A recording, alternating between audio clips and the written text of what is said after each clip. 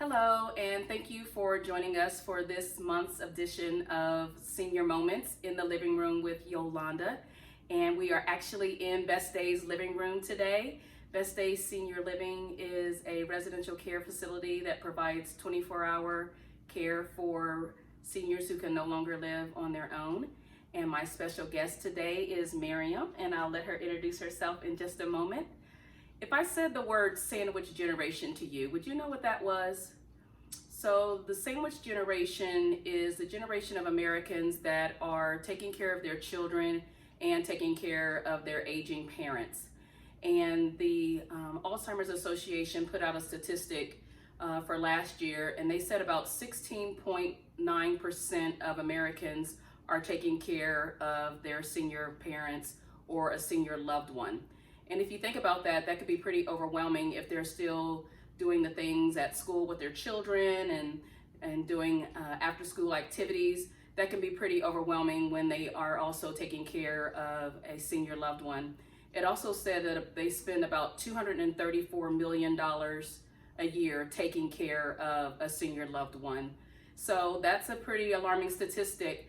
One thing that the statistic didn't talk about was the burden that comes with taking care of a senior loved one, the caregiver burnout that comes with being in that sandwich generation, and the anxiety that comes with it. And not only that, but also the stress that may come about if they need to find alternative options, because the reality is they may not be able to care for that loved one for the duration of their life. And that's when we would contact someone like Miriam. And we're going to let you introduce yourself. Oh, thank you, Yolanda. Thanks for having me here today. I own Assisted Living Locators. It is a referral agency that works with seniors and their families to find that perfect fit for them based on what their unique situation is. We work and have relationships with all of Central Ohio's communities and surrounding areas, and are very knowledgeable and are visiting these communities often, and can oftentimes help eliminate some of the stress and the frustration that we're going to talk about today with finding that perfect fit for your unique situation. Mm-hmm. And we had talked recently, you recently got a specialization. Let's did. talk about what is that and what did it entail? Yeah, so I am now a certified senior advisor. CSA.org is an organization that a number of professional industries use as a designation that just helps people understand and realize that there is a focus on the senior industry and identifying all the aspects that come with that. I like to tell my families that I know a little bit about a lot of things to be dangerous. But the one thing that I specialize in is connecting them with the right people. So as we walk through the process of identifying what needs to happen in order for a loved one to go into a community, whether it be identifying who a power of attorney is, maybe even understanding the financial piece of things. I will pull in resources, professional resources that I work with on a consistent basis, partnering with them because I know the type of work that they do will make it successful for my family. Good. And why did you think that specialization was important to get? Well, I think it is very important because it not only identifies my knowledge about the senior industry, but it also identifies that I have relationships in the professional world with other people that might have the same type of designation, and they also are able to connect with me and know that what I do is something worthwhile as well. Definitely. And I'm sure the coursework was rigorous, so it also demonstrates your dedication to the seniors and the senior industry. Yeah, it's been 35 years since I was in college, and so it was definitely a challenge for me, but it was a good challenge. Right. I'm actually going to be pursuing another designation here before the end of the year that specifically deals with the senior placement industry. Wow, that's great. That's great to hear. So tell us, what is the benefit of using a senior advisor? The benefit of using a senior advisor is that I'm able to understand through a conversation, a detailed intake assessment conversation with my family, exactly what their situation is. And knowing and having relationships and fostered leadership relationships within all of the communities enables me to visualize where I might see your loved one residing and being successful in a community environment. An example of that might be if your senior does not have mobility challenges. I would not want to place them in a community that is filled with other residents that do have mobility challenges. Right. And I think sounds like that questionnaire is important so that you know the senior that you're going to be looking at communities for and knowing what the family desires. Sure. Yeah. And it goes beyond that. We're talking about identifying what the family dynamics are, what the family needs are, and then also understanding the asset part of things in understanding where are they going to have the resources to pay privately, or if they don't have private pay funds, what are your options, and getting them connected in that capacity.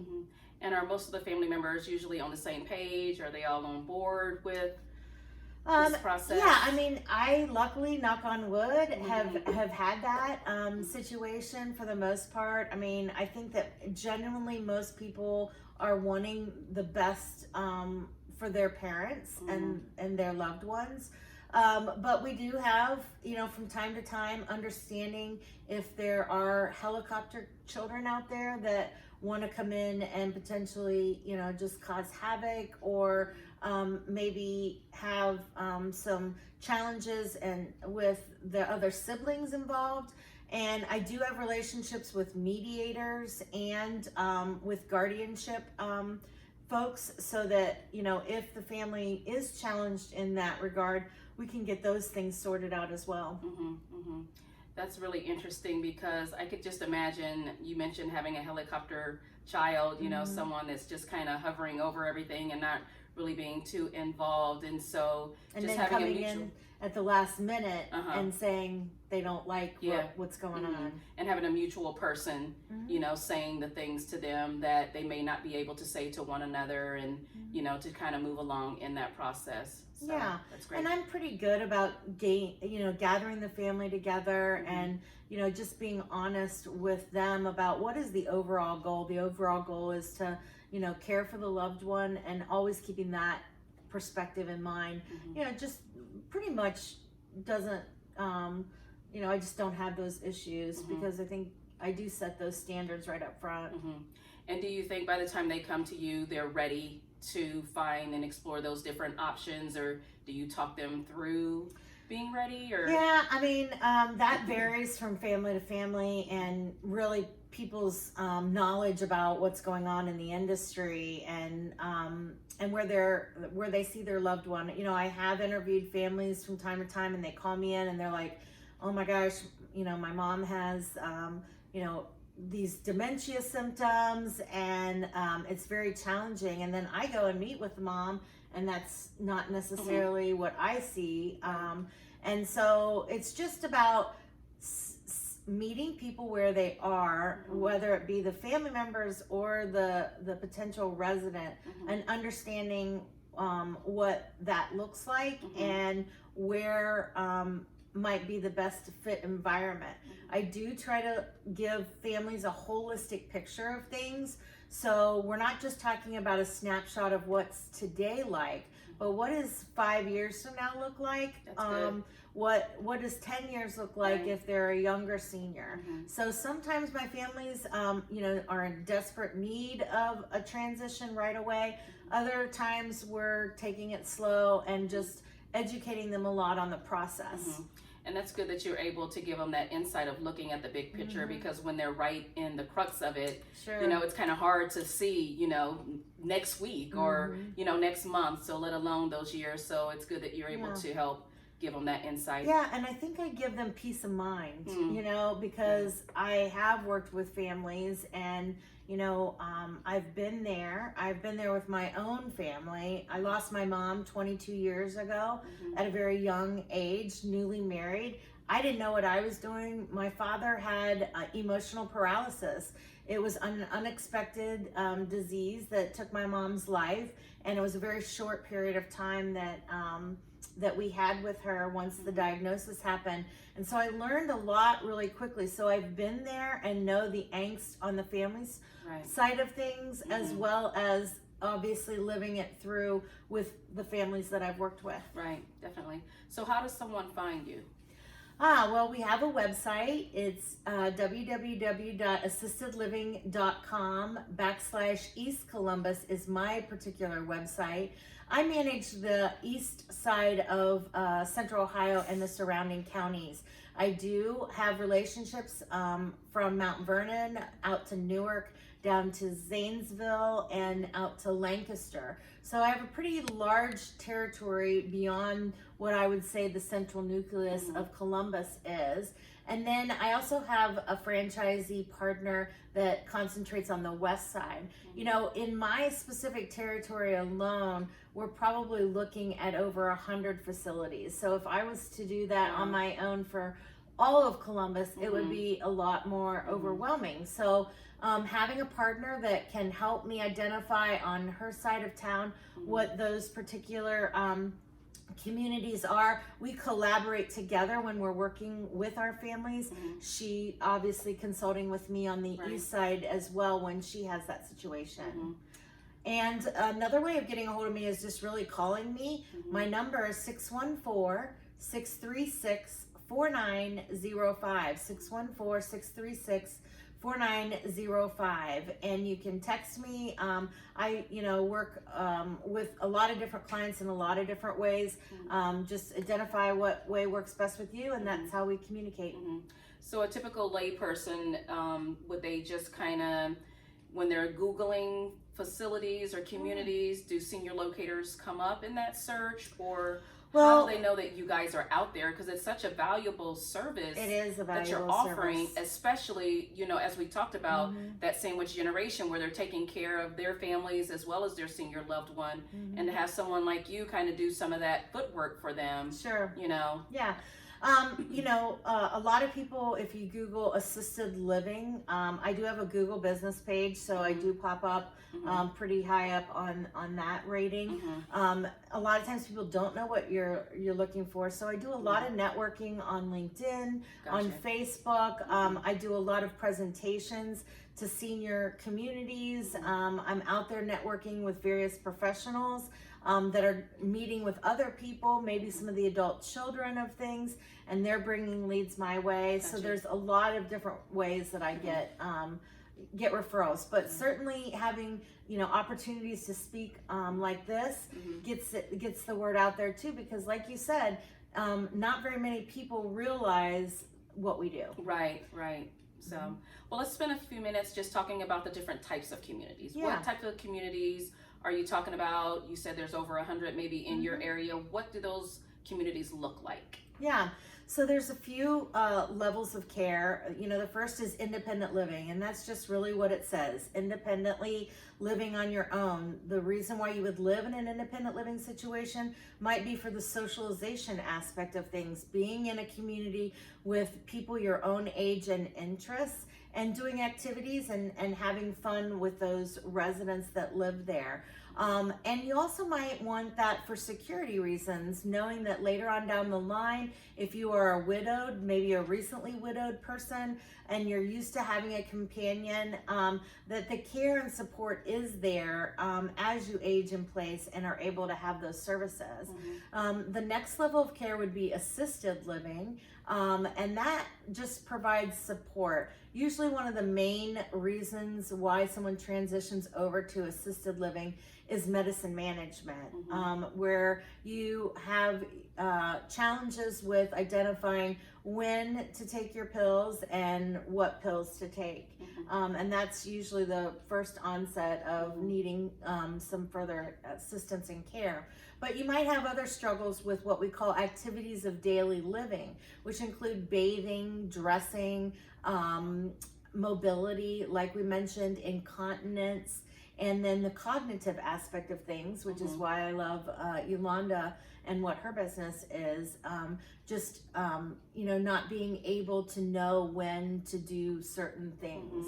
And that's when assisted living comes into play. Obviously, in working with Yolanda, it's a great niche business because it brings the personalization back to an environment where residents that are challenged with dementia and those diseases are in a more home-like setting. And that is a smaller footprint for them, and probably one potentially that they might be a little bit more accustomed to than the community environment. Yeah, I think I've seen the term coined residential care home for a place like Best Day Senior Living, and so that's been kind of because there's so many different, they ask, well, are you in assisted living or are you independent living, and those kinds of things. So the residential care home kind of fits us, and in looking at like the assisted living and the independent living facilities, one of the reasons that we started Best Days was because we wanted something more home-like. And so I love the fact that our patient to staff ratio is lower than what you would find in some of those larger facilities. And those facilities have their place. There are certainly people who benefit from being there, with the socialization. You see some of them have like the theaters and the happy hours and the bistros and those kinds of things. And so it's so important when they're at that level to still be able to participate in those type of activities. But for us, our niche, like you said, is being able to provide that personalized care in a home-like setting. We serve home-like meals, so everyone kind of sits down at the table like a family. It looks like a home around here. So, Absolutely. Our passion and our goal in doing this was to make that transition for them, but they still feel like they're in a home. Yeah, and there are lots of seniors that are out there that are challenged with multiple different challenges. And so when you're working with someone not only with dementia but might have some mobility challenges and things of that nature, the complexity of the communities being able to have that closer care ratio oftentimes is just not feasible for the community environment. I love the residential home application for a number of reasons. A lot of times, obviously, for the dementia patients, but when you're dealing with Parkinson's or some of the other extremities that go along with dementia, having the home-like environment just for the care ratio itself is an invaluable tool. Yeah. And you talked about stigmas in one of the conversations that we had previously. Can you talk about some of the stigmas associated with this process? Yeah, I mean, I think it's funny, with the senior population that I predominantly work with now, with, maybe 80-year-olds and 90-year-olds. They're coming from a generation and an experience of their childhood of identifying community environments, or what we want to call as nursing homes or rest homes of days gone by. And they kind of see this as their one foot into the grave kind of thing.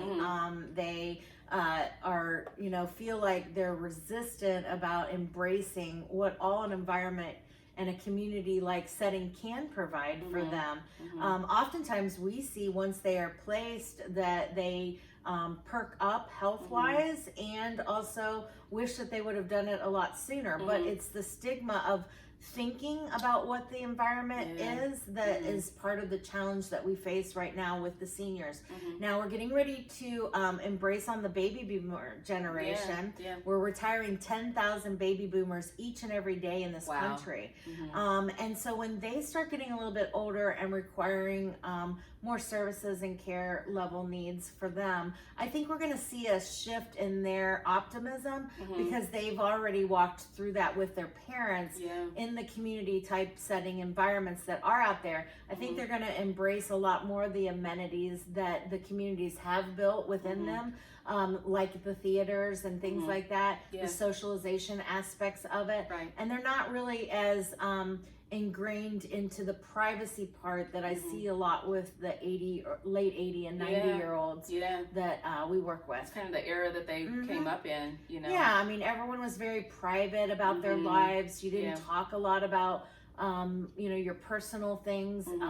Obviously, dignity is a very important part of what we try to, you know, I think everyone in this industry tries to maintain for our seniors, but for the older ones, the older generations, it's even more. Yeah, I think so. And when you think about the baby boomers and Woodstock and that kind of thing, you wonder, you know, what kind of dignity are we going to be protecting with them? You know, are they going to, you know, just got to run around naked or whatever? And so that'll be interesting to see. And I'm sure, you know, times have changed even since you've been doing this. Sure. And you kind of see that shift, so that'll be interesting to see. Yeah, I mean, like right now, you know, we have some older baby boomers that are embracing the independent living lifestyle. They are wanting to be in community situations where it feels more of a resort type atmosphere for them to enjoy the early onset of retirement. Yeah, and you know, we're in a culture now when we talk about sexism, but ageism, that's something as well. Yeah, I mean, we also struggle with, you know, identifying what, you know, what someone's abilities are versus what their number is. And I've always been one to embrace who I don't mind telling people that I'm 53 years old, because I am who I am, and I live my life that way. Obviously, there are some standards out there, though, in the industry or in the, you know, in the world that put age limits and abilities on people and things. I know that the communities are very cognizant of that, and they definitely embrace and encourage people of all ages, all abilities to participate in whatever activities that they have. A lot of times in the community environment, they're inviting the memory care, you know, residents there into the participation of entertainment and some of the festivities that they have on a more open basis. And in this industry, you really do need to look at their abilities versus their age. Absolutely. And, you know, I think one nice thing again about a place like here at Best Day Senior Living is with us just having, you know, 5 to 6 residents, we know them very well and we know what kinds of things they like to do, and you're able to get them involved. And one of our residents is 85, and we were like, I can't believe he's 85, you know, because he's still walking around and doing things, and, you know, there's some things that we can get them engaged in, and you have to know, you know, where they are cognitively in order for them, you know, to benefit from the different things that we do offer. And so, like you said, you know, looking at their abilities versus that number is something that we have to do, you know, in this industry. For sure. Yeah. So talk about how you're different from other senior locators. Thank you. So, you know, there is well-known senior placement agencies that are on TV that advertise the ability to find locations. However, we are very personalized and customized with our strategies when we're working with a family. We are doing personal intakes with you in person. We're honing in on who you are as an individual with the resident and the senior and the adult children's needs. And then we also follow that through. We are passionate about connecting you with all aspects of the process and bringing in those referral sources when and if they might be needed, all the way with moving companies and organizers that can come in and help mom or dad declutter their home or help the children, because like you said, the sandwich generation, they're running their own lives.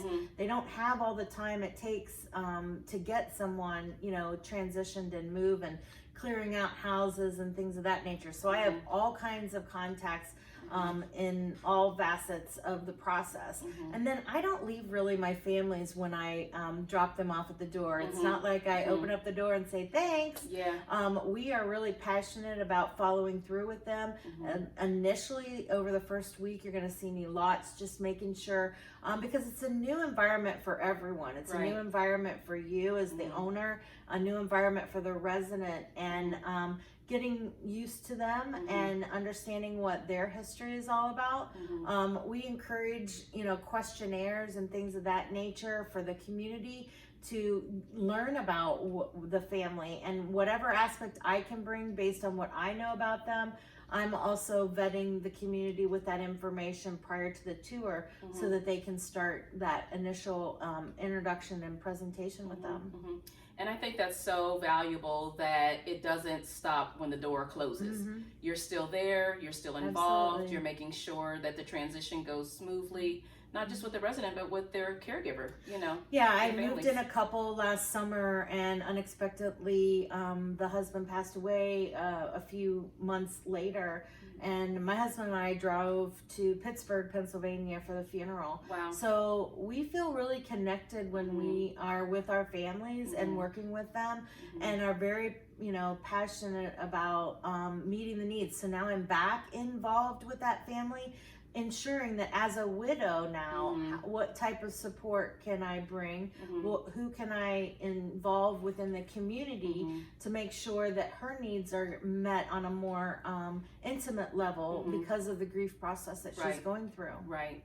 That's awesome. I'm glad that you do that and continue to follow them. Now, as families are visiting, or you're helping them to visit different communities, or if they're, in a skilled nursing facility, are there checklists that they can use to kind of know? Absolutely. I'm all about checklists. Good. I have checklists for my intake assessment. I have checklists for when you move into a community. Like, what do you, as the adult child, what's all that encompasses getting that person in there, and maybe some things to consider when dealing with the property that they originally are moving from. And then obviously when they're in a hospital situation and needing to go to a more assisted living situation, I'm there coordinating with the family to encourage them to communicate with the hospital about the necessities that need to come with them. What about medicines? Are the medicines, have the prescriptions been, sent over, faxed over to the facility? Do they have them in time? We can't discharge with prescriptions. We got to discharge knowing that that facility has the medicine readily available. Exactly. So that might take a day getting that all together. What about the equipment that might be needed? Hospital beds, partnering with hospice type organizations that maybe can supply some of those needs. VA veterans associations also supply a lot of supplies for seniors that are aging in place. So do we have that coordinated? I don't necessarily do the coordination, but I bring light to it with the family, because I can't do everything. Unfortunately, I wouldn't be able to meet the needs of more families, but I do give them the list of things to think about and consider, which I feel is very valuable. Yeah, I think so too. Just knowing that, it's a checklist. Okay, check. Okay, check. And then you still being there along the way to help facilitate anything, that needs to be done. Absolutely. Yeah. That's great. So your slogan, and I love it, your catch line is matching the right person to the right place at the right time. Can you talk about that? Sure, absolutely. It is my passion.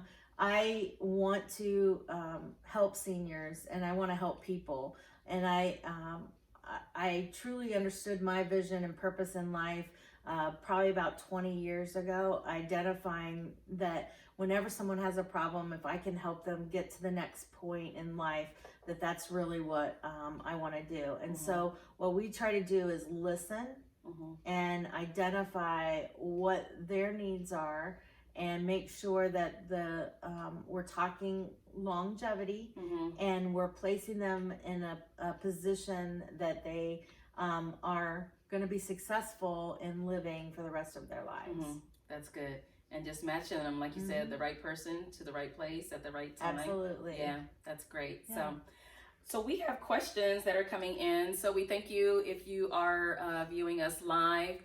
Please leave your comments and questions so that we can answer them as we get ready to wrap up this interview, and we'll try to get to those questions and answer them. So there was a question that came in. It says, I try to remember that my dad's actions and words are the condition speaking, not his true self.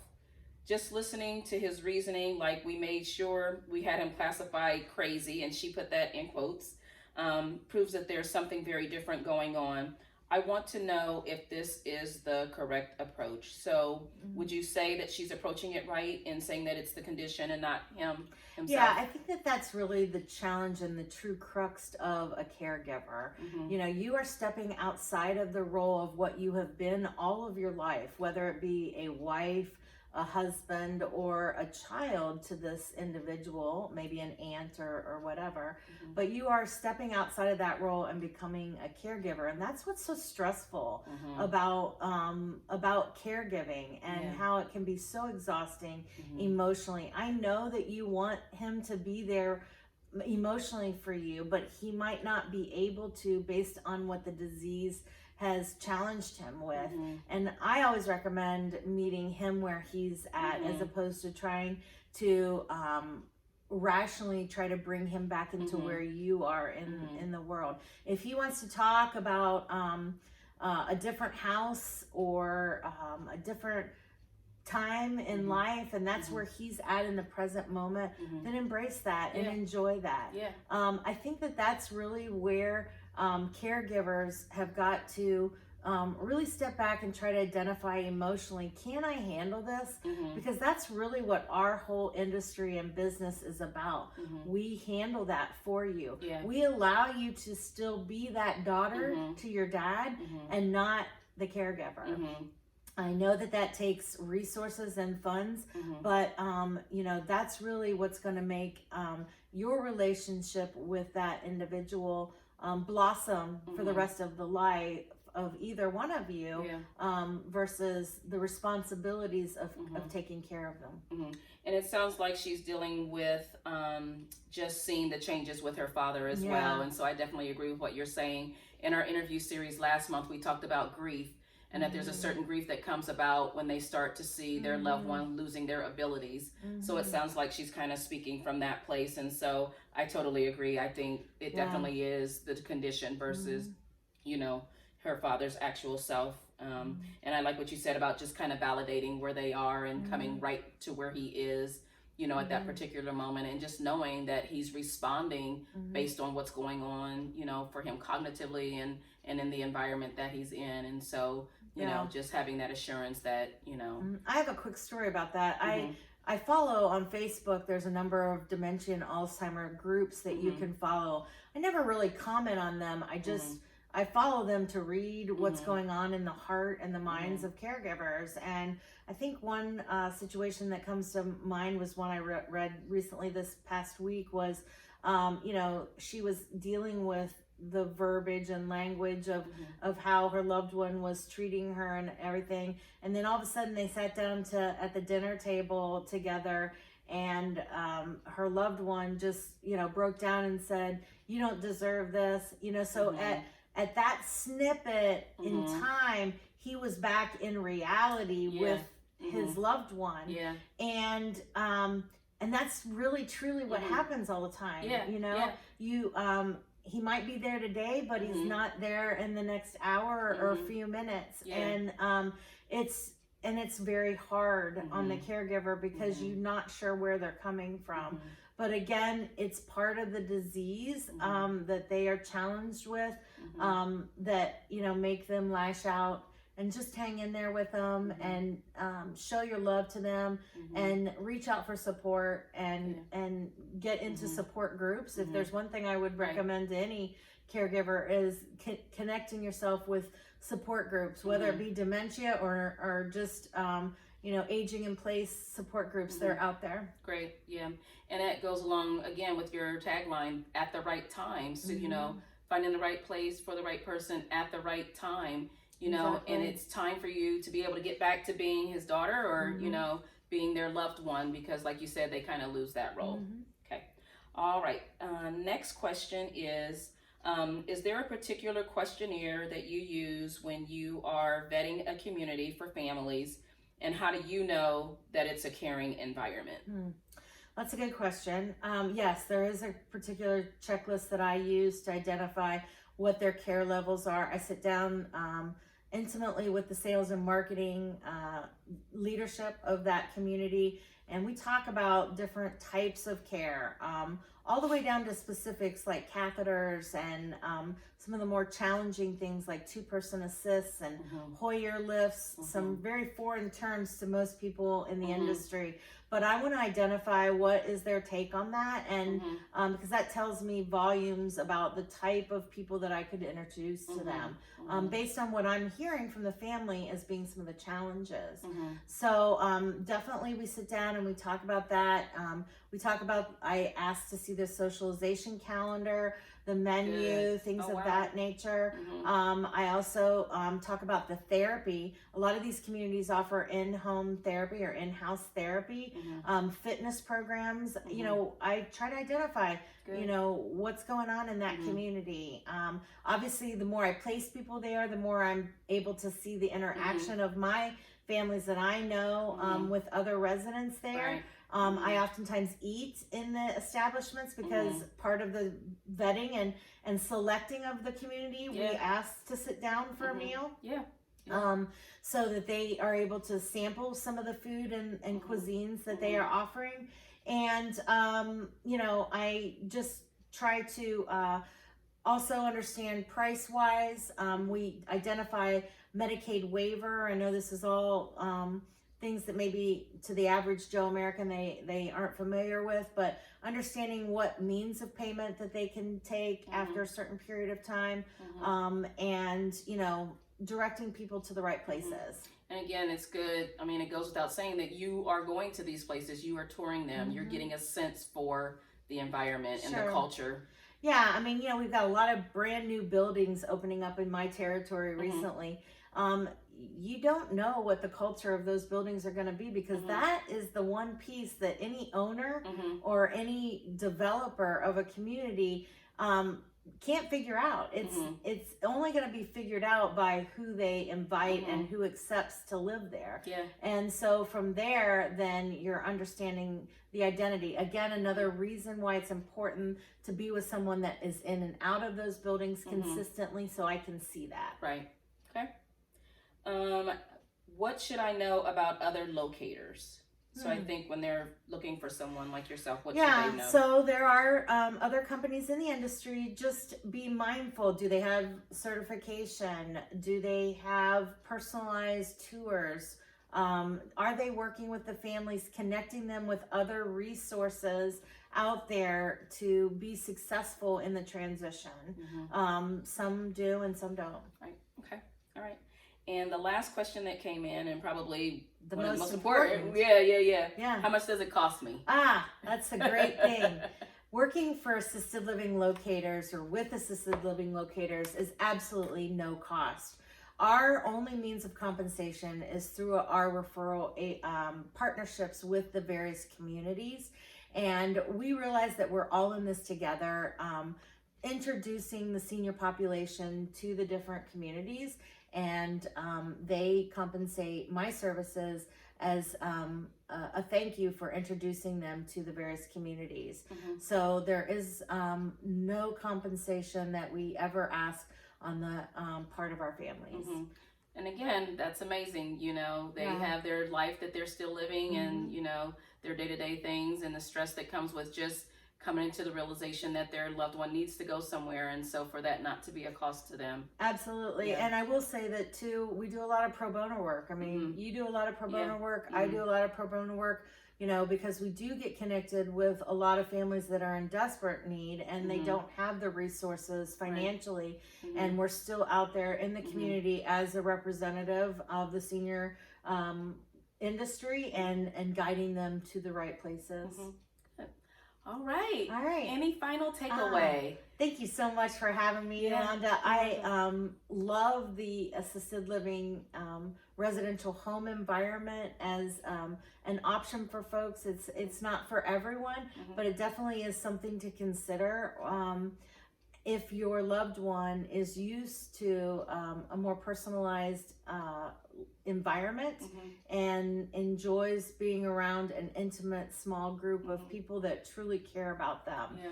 And so thank you for having me. You're welcome. And I just want to leave you with, knowing that when you work with me, you will 100% be cared for. My only measurable metric is my families that I work with. And if I will not sleep until you're happy. That's great. That's great. Well, thank you, Miriam, for doing this interview. I think it's really important to know that you're out there and that you have a passion for these families and you want them, to be in the right place at the right time. So thank you for that. And I'd like to thank everyone for joining us today. Make sure you leave your comments and like us and share this interview. We know that we are all here for the seniors and we want what's best for the seniors in our community. And so this interview series is to bring acknowledgement to the different experts that are in the field and to know that we are here for you and that we love what we do. We are passionate about what we do, and our seniors are living longer. People are living longer. And so we definitely do this because we love what we do. So thank you for joining us.